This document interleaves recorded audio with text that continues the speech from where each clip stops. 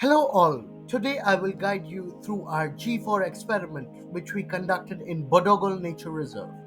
But before that, I want to tell you about Bodogol Nature Reserve. Bodogol Nature Reserve is a flora and fauna conservation area located in Bogor, West Java, which has endangered species like the Javanese gibbon, Javanese hawk, and leopard, to name a few. Our topic of research was the identification and analysis of biodiversity of medicinal plants in Bodogol Nature Reserve for medicinal purposes. And we chose UNSDG 3, Good Health and Well-being, as our global issue.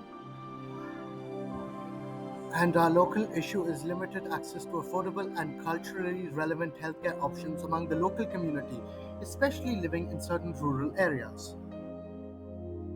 Now, before getting into each subject one by one, first we need the medicinal plants which you have seen being gathered.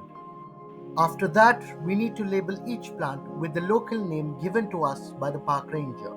Next, for ESS, we figure out what ailment or problem each plant can cure, and for biology, the scientific name and taxonomy of each plant.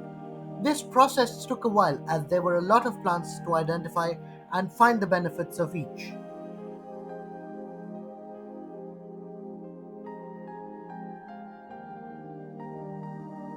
These are the results of ESS and some of the results for biology.